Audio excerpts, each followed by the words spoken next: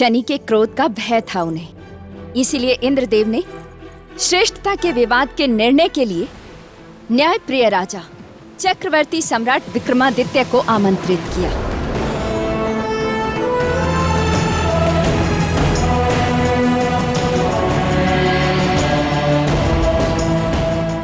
इंद्रदेव,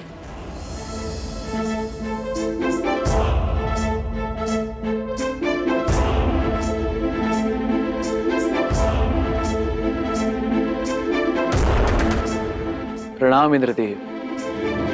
पधारिए चक्रवर्ती सम्राट विक्रमादित्य, इंद्रलोक में आपका स्वागत है।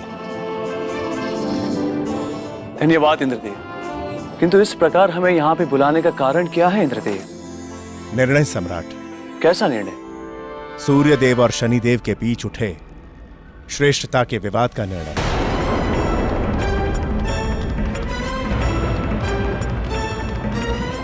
आप निश्चिंत रहे, न्याय निष्पक्ष होगा।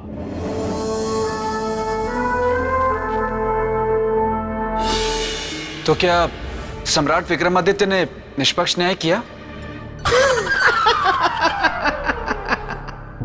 हंस क्यों रहे हो? हंसू नहीं तो क्या करूं देवी। मेरा मित्र विक्रमादित्य जो समस्त संसार में अपने न्याय के लिए प्रसिद्ध था, उसके बारे में राजा भोज पूछ रहे हैं कि क्या उसने न्याय किया। राजन, बहुत मजाकिया हैं आप। बेताल, शांत रहो, और यदि शांत ना रह पाओ तो प्रस्थान करो यहाँ से। लेकिन देवी मैं तो। बेताल, क्षमा देवी, क्षमा। तो देवी, किया निष्पक्ष न्याय सम्राट विक्रमादित्य ने? जितने प्रसिद्ध सम्राट विक्रमादित्य अपने त्याग, पराक्रम और उदारता के लिए थे, उससे अधिक उनकी प्रसिद्धि उनके न्यायप्रियता की गुण की थी। इसीलिए न्यायप्रिय चक्रवर्ती सम्राट विक्रमादित्य ने आतुर शनिदेव को अपना निष्पक्ष निर्णय सुनाया। शनिदेव, सूर्य देव ही सभी ग्रहों के पालक हैं, तथा आपके भी, और आप तो उनके पुत्र हैं, और पुत्र का पालक तो पिता ही होता है। इसका अर्थ सूर्य देव ही सबसे श्रेष्ठ है, सभी ग्रहों से भी और आपसे भी। नहीं विक्रमादित्य, नहीं, हम आपका यह न्याय नहीं मानते। अपना न्याय बदल दीजिए, इसी में आपका हित है, अन्यथा परिणाम बहुत बुरा होगा।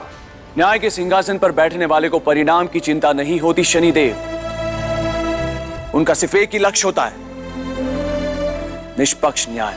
विक्रमादित्य,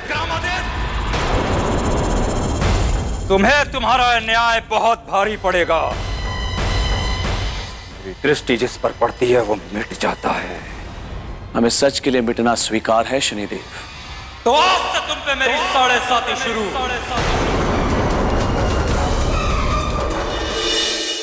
इतना बड़ा न्याय देखा, फिर भी मेरे मित्र ने न्याय का साथ नहीं छोड़ा। अरे राजा तो मेरा मित्र विक्रम था, विक्रम। बाकी सब तो सिर्फ नाम के राजा हैं। वैसे ऐसा अवसर आपके सामने आया होता तो आप। बेताल, नहीं देवी, क्षमा। आगे सुनिए राजन। सत्य के मार्ग में कांटे ही तो होते हैं। उन्होंने अपना राज खोया, दर दर के भिखारी बने, चोरी का आरोप लगा उन पर, किंतु फिर भी उन्होंने न्याय का साथ नहीं छोड़ा। और ये देखकर शनिदेव अपने क्रोध की सीमा पार कर गए, और सम्राट विक्रमादित्य उनके कोप से बन गए लाचार, असहाय।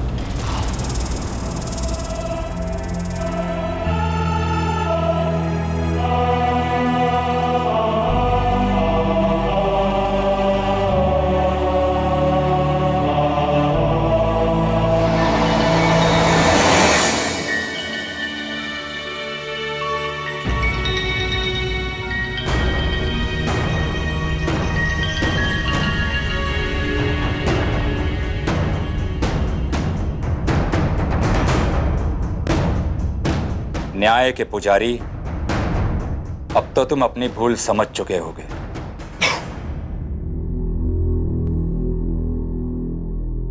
शनिदेव, उचित न्याय कभी भूल नहीं होता, ना ही सत्य का पक्ष अपराध। अर्थात तुम अपना न्याय नहीं बदलोगे। आप चाहे बदले में मेरे प्राण ले लीजिए, पर निर्णय बदलने को ना कहें।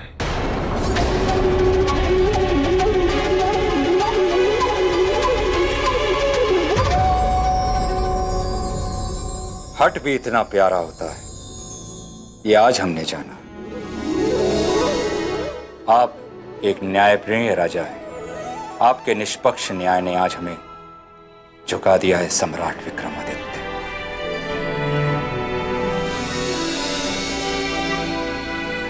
तो इसका अर्थ है कि विजय सत्य और धर्म की हुई। हाँ राजन, शनिदेव का दंड वरदान बन गया। इंद्रदेव व सभी देवताओं ने सम्राट विक्रमादित्य के न्याय से प्रसन्न होकर उन्हें कुछ विशेष भेंट देने का निर्णय लिया, जिसका निर्माण कार्य किया देव विश्वकर्मा ने।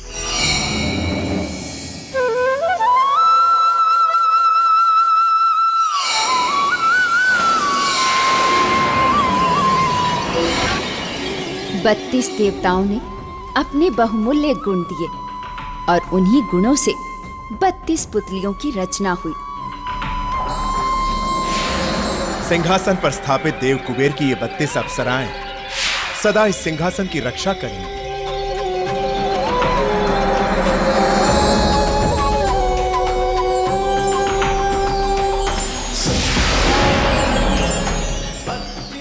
और इस प्रकार उस दिव्य सिंहासन में सभी देवों के गुण आए, जिसे लेकर सभी देवता चक्रवर्ती सम्राट विक्रमादित्य के पास आए।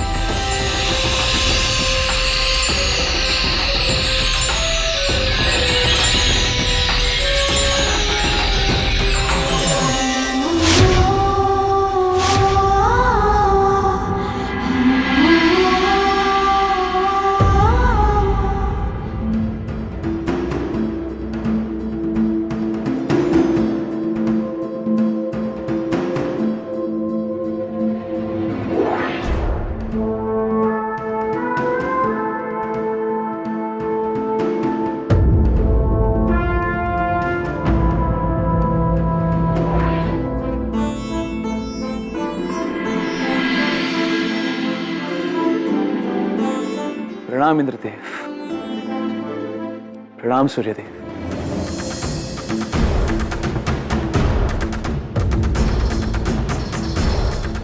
ये सब क्या है इंद्रदेव? सम्राट विक्रमादित्य, ये हम देवों की ओर से आपको एक उपहार है। ये 32 गुणों को धारण करने वाली 32 पुतलियां हैं, जो सदा इस सिंहासन में वास करेंगी तथा न्याय करने एवं समस्याओं के समाधान में सदा आपकी सहायता करेंगी। इन पुतलियों के कारण ही यह सिंहासन पूरे संसार में सिंहासन 32 के नाम से जाना जाएगा।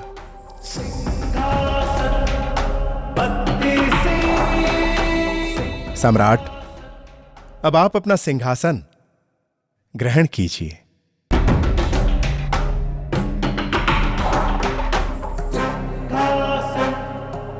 सम्राट विक्रमादित्य की जय हो।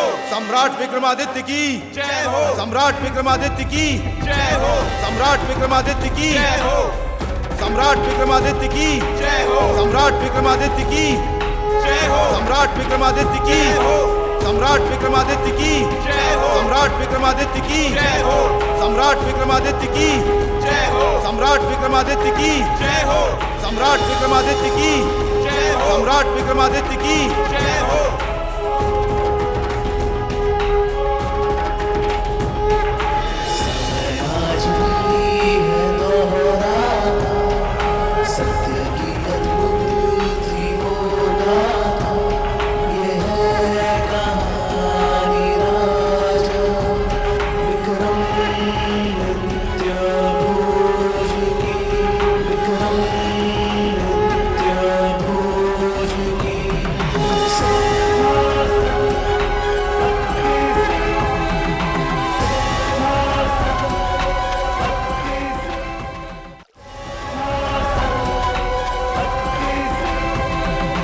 यही है वो दिव्य सिंहासन बत्तीसी जिसे देखकर आप मोहित हैं राजन। इस सिंहासन को धारण करने वाले राजा के राज्य में कभी भी महामारी का प्रकोप नहीं होगा, कभी भी अकाल नहीं पड़ेगा, धन जन की हानि नहीं होगी, सदा न्याय होगा तथा सुख और ऐश्वर्य का वास होगा।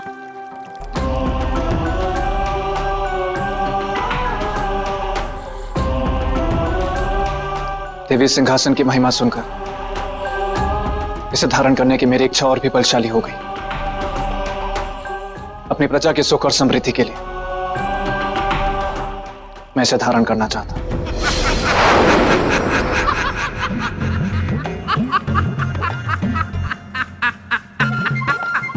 क्या हुआ श्रीमान बेतार, आपको इतनी हंसी क्यों आ रही है? अरे आपने बात ही ऐसी की राजन, ये कोई साधारण सिंहासन नहीं है जिसे धारण करने की आप बात कर रहे हैं।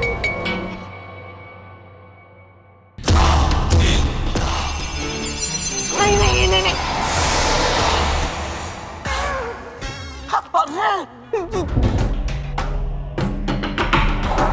अपनी प्रजा के सुख और समृद्धि के लिए मैं इसे धारण करना चाहता हूं।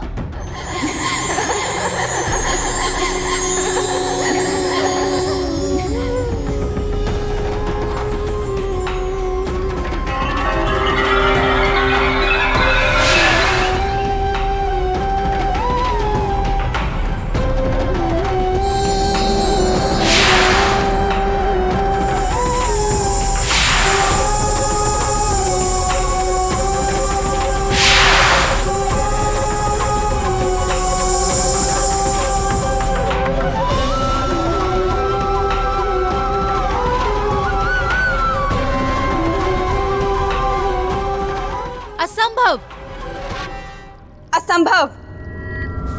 असंभव। क्यों देवियों? क्योंकि इस सिंहासन पर बैठने के लिए बैठने वाले में चक्रवर्ती सम्राट विक्रमादित्य के समान ही 32 गुणों का होना अनिवार्य है। क्या आप में उनके समान पराक्रम है? क्या आप में उनके समान त्याग है? अरे देख कर ही लगता है कि हो ही नहीं सकता। न्याय है, धर्म है, नीति है, हो ही नहीं सकती। क्या आप निष्काम हैं? मैं कह रहा हूँ नहीं है। यदि आप में ऐसे सारे 32 गुण हैं, तभी आप इस सिंहासन पर बैठ सकते हैं। अरे देख कर ही लगता है होगा ही नहीं। अन्यथा आप यहाँ से वापस लौट जाइए।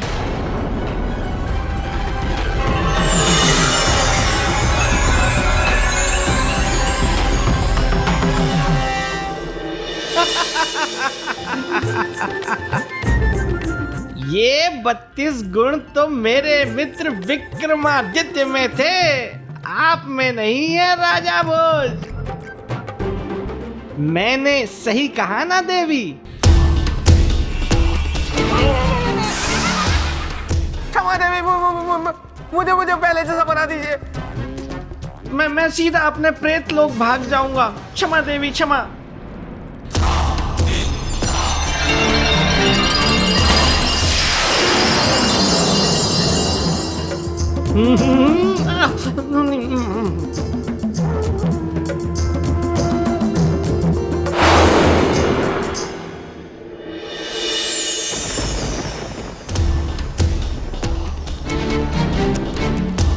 अंतर्द्वंद के दल में धंसा है मन। क्या सोच रहे हैं आप राजन? सोच रहा हूं कि यदि इन गुणों की कसौटी पर खरा उतरना ही इस सिंहासन को धारण करने का आधार है, तो मैं इन गुणों की परीक्षा देना चाहूंगा। परखूंगा स्वयं को कि मैं इस सिंहासन के योग्य हूं अथवा अयोग्य। उचित निर्णय है, क्योंकि यहां तक आना भाग्य ने तय किया था। इससे आगे कुछ पाना आपके कर्म तय करेंगे।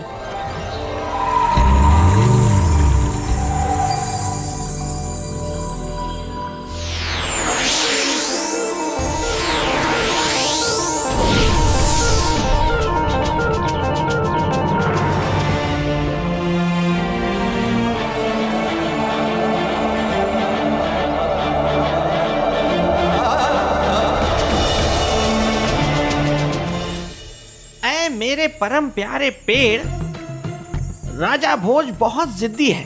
वो ऐसे मानने वाला नहीं है। वो उस सिंहासन पे बैठ के ही दम लेगा, लेकिन ऐसा होना नहीं चाहिए। मैं ये सिद्ध करके रहूंगा। पहले मुझे दिखाओ।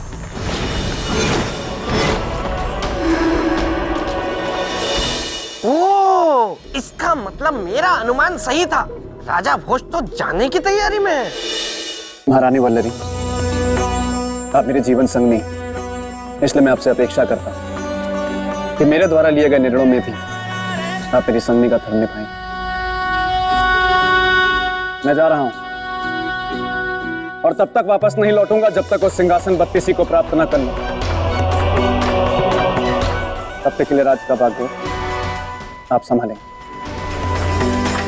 राज्यकार्य से लेकर प्रजा का सुख सब आप ही को देखा। आप निश्चिंत होकर जाइए महाराज। आपकी सफलता के लिए हम महाकाल से नित्य प्रार्थना करेंगे।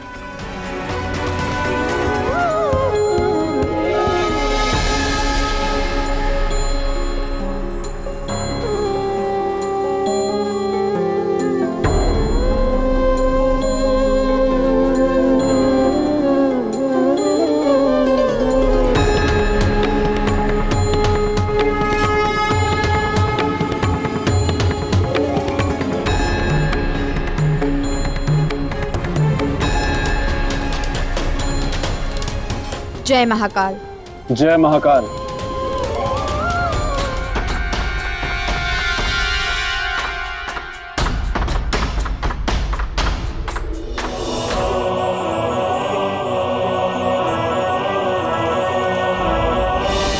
अरे अरे, ये क्या?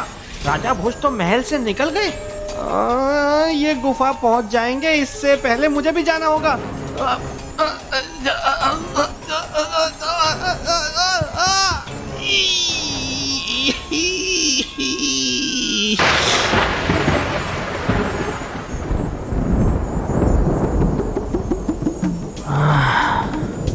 बिजली कड़की है।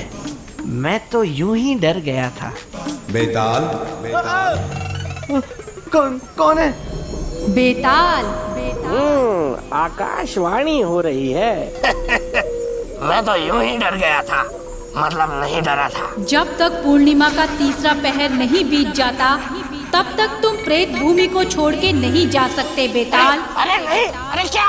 अरे नहीं, अरे अब इस पूर्णिमा को भी इसी वक्त आना था क्या? अब तक तो राजा भोज गुफा के लिए निकल चुका होगा।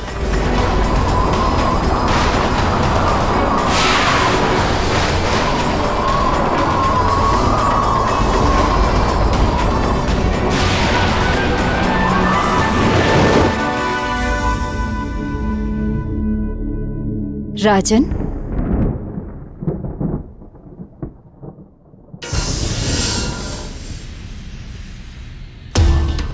आकांक्षा और जिज्ञासा की वेदी पर कभी कभी जीवन की भी बलि चढ़ जाती है राजन।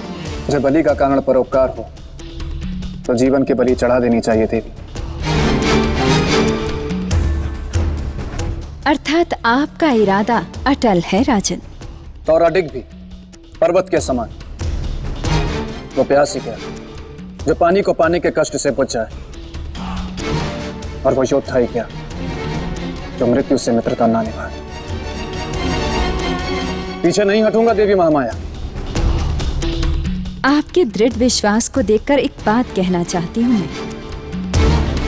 यहाँ प्रवेश का मार्ग है, निकलने का मार्ग नहीं।